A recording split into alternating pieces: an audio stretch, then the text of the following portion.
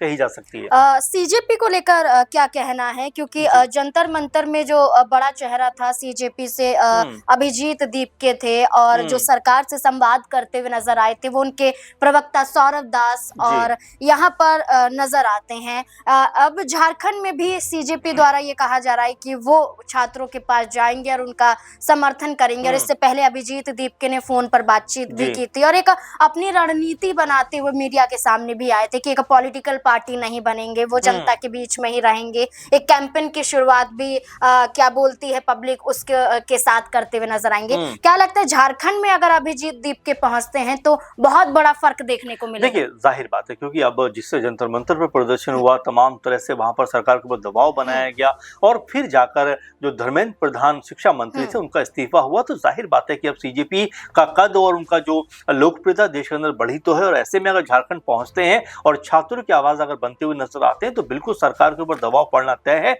और ऐसे मामलों में ऐसे आंदोलन का हिस्सा जरूर बनना चाहिए, ऐसे जो अब लोकप्रिय हो चुके चेहरे हैं। क्योंकि देखिए, बात चाहे बीजेपी की कांग्रेस की हो, सरकार चाहे बीजेपी की हो कांग्रेस की हो, लेकिन महत्वपूर्ण क्या है, महत्वपूर्ण बात यह है कि जो छात्र लगातार अपनी मांगों को लेकर वहां पर बैठे हुए हैं, वो चाहते क्या है, वो चाहते हैं कि भाई परीक्षा को बेहतर ढंग से किया जाए, परीक्षा में कोई गड़बड़ी ना हो, परीक्षा में जो बच्चे बैठे उनकी हिम्मत ना टूटे, उनको एक बेहतर माहौल मिलना चाहिए।